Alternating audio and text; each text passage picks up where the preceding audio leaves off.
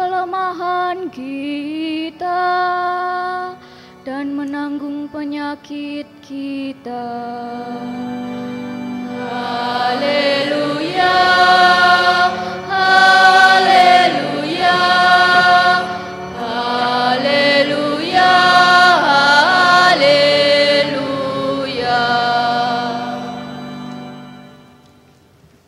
Tuhan bersamamu.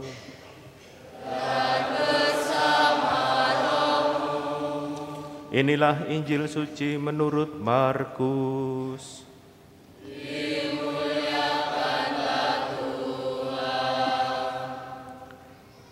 Sekeluarnya dari rumah ibadat di Kapernaum, Yesus bersama Yakobus dan Yohanes pergi ke rumah Simon dan Andreas.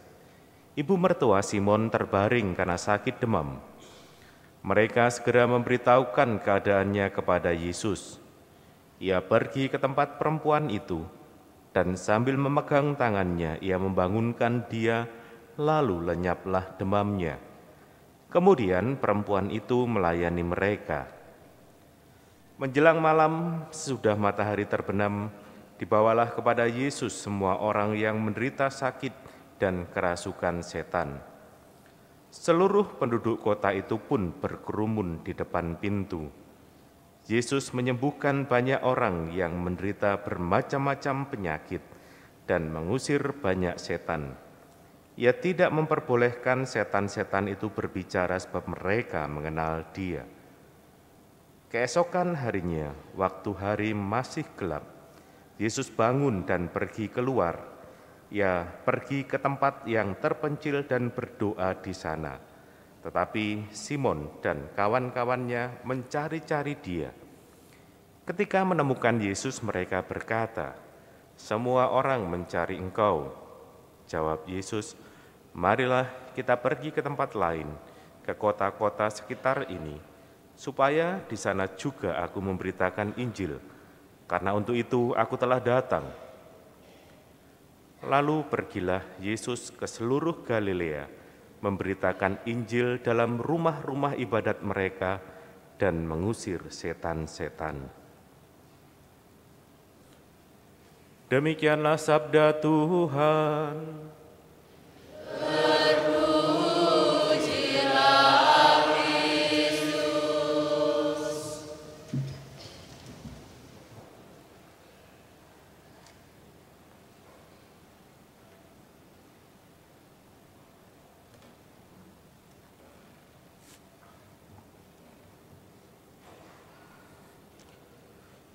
Bapak, Ibu, Saudara-saudari yang terkasih, dulu waktu saya kecil, ya kurang lebih kelas 6 atau kelas 1 SMP lah, itu seringkali hampir tiap hari saya melihat romo sepuh, seorang romo, beberapa romo lah, karena di paroki itu ada 3 romo, itu sepuh-sepuh semua. Ada yang tidak terlalu sepuh, ada yang cukup sepuh. Tapi tiap hari itu lewat depan rumah nenek saya, pulang dari misa di Susteran JMJ di Jedis, Lor Tugu, Jogja.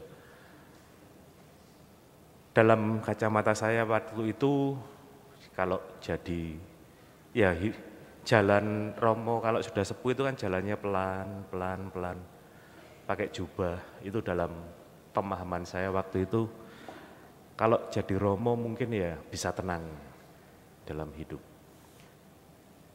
Tidak terlalu banyak masalah karena kan jalannya tenang. Dan itu salah satu pemicu atau yang menjadi daya tarik saya ingin jadi romo. Hidup yang tenang. Ternyata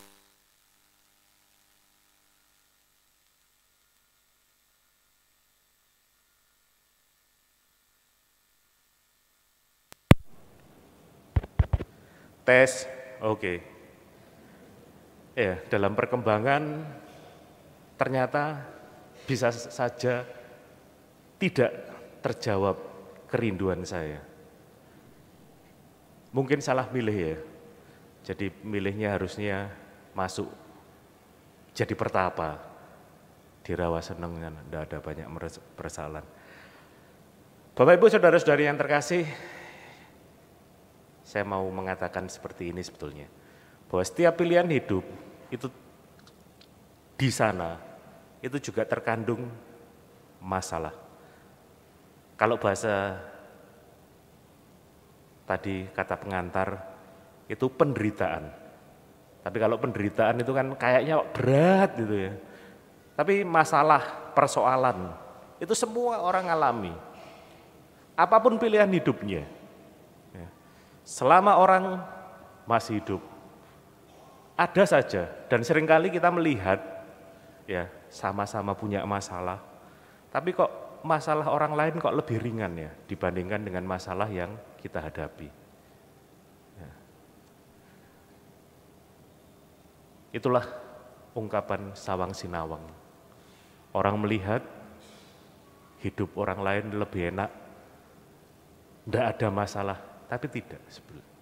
Masing-masing punya pilihan dan dalam pilihan itu pasti ada masalah, ada persoalan yang dihadapi. Ya. Dan masalah itu kan bukan hanya karena besar kecilnya menjadi berat. Ya. Waktu itu juga menjadikan masalah itu semakin lama semakin berat. Ibarat kita sebetulnya mengangkat gelas. Itu kan gelas itu kan ringan tuh sebetulnya. 5 menit masih oke lah diangkat gini. Tapi ditahan terus.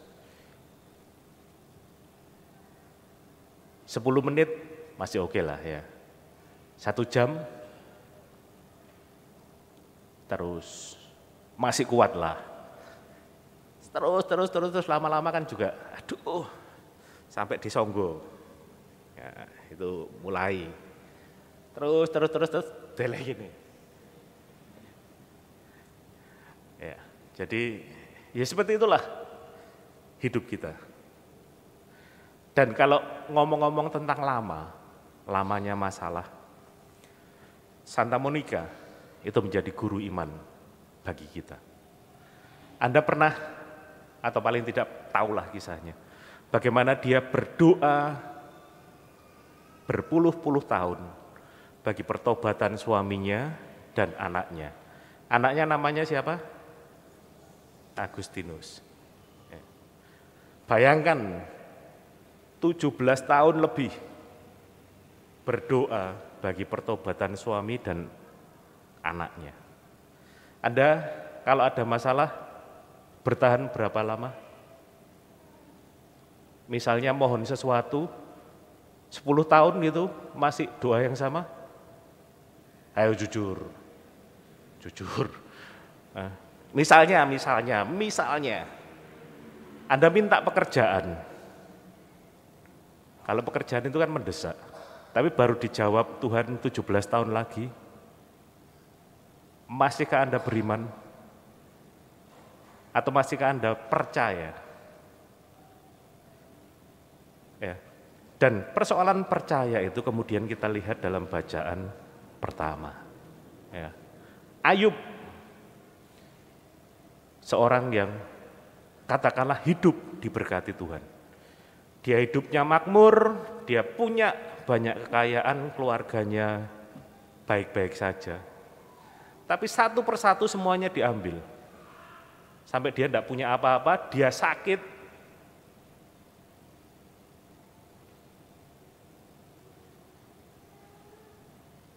Kalau sekarang juga saya mau tanya kepada Bapak Ibu, kalau Anda mengalami masalah, persoalan dalam hidup, bolehkah mengeluh? Boleh enggak? Katanya orang yang kuat itu tidak mengeluh, tapi misuh. Itu kan ungkapan-ungkapan untuk mau mengatakan bahwa orang yang kuat itu ya harus kuatlah. Ya. Bolehlah mengeluh itu kan boleh.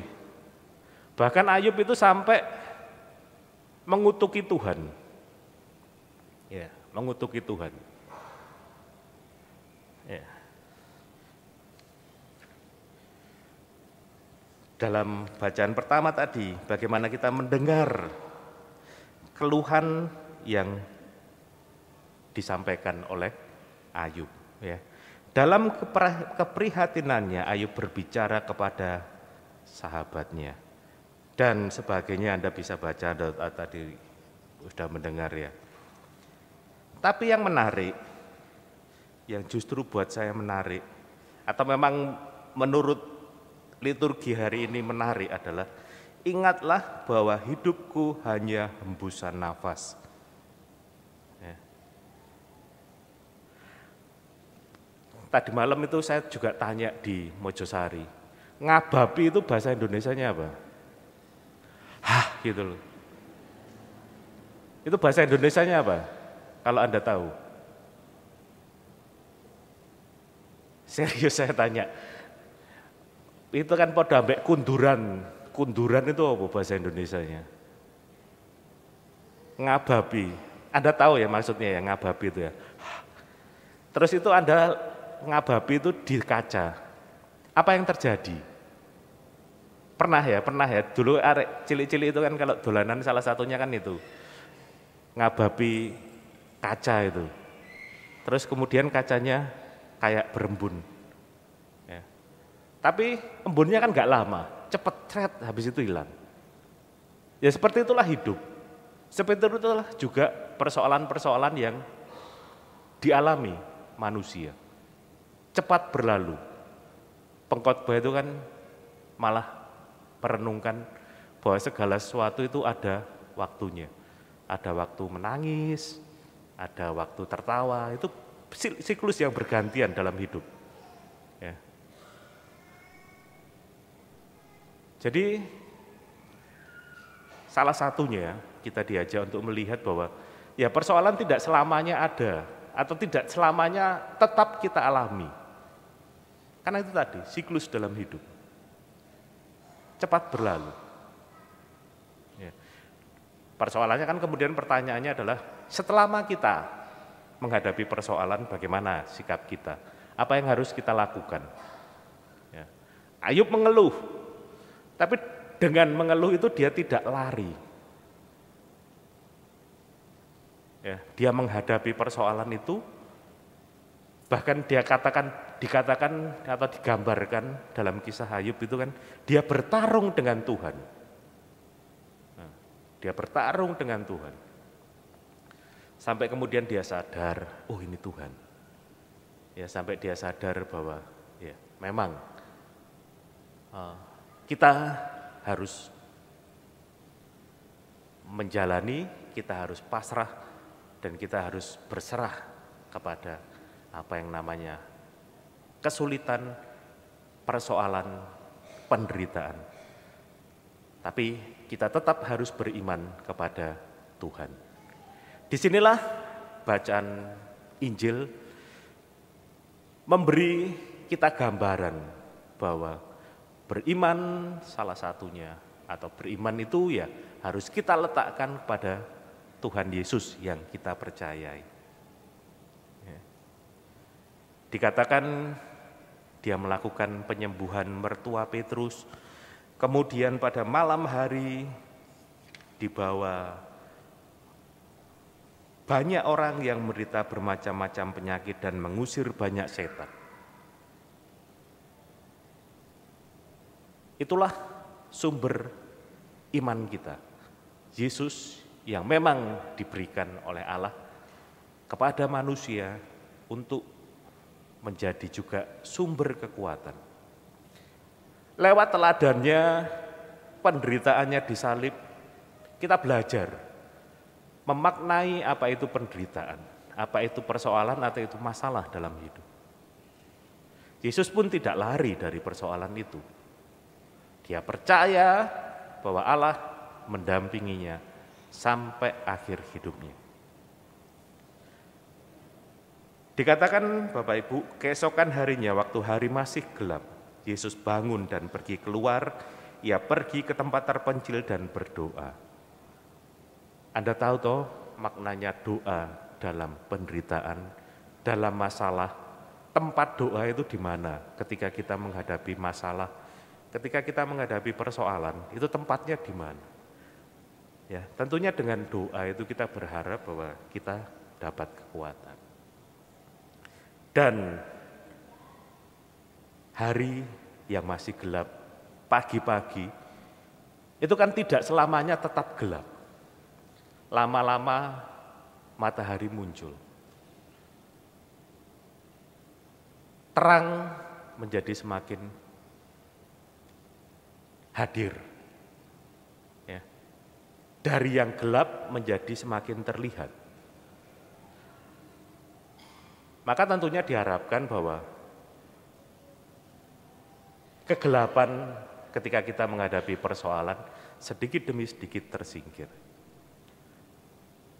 Mendapat kekuatan dari Allah sendiri lewat Tuhan Yesus. Itulah refleksi kita, itulah permenungan kita pada hari ini. Kita berharap bahwa kita tetap beriman walaupun menghadapi persoalan, walaupun bisa jadi persoalan itu berat dan kita mengeluh. Tapi kita tidak lari dari iman, tidak meninggalkan iman kita, tetap percaya, tetap yakin bahwa Tuhan memberikan yang terbaik dalam hidup kita.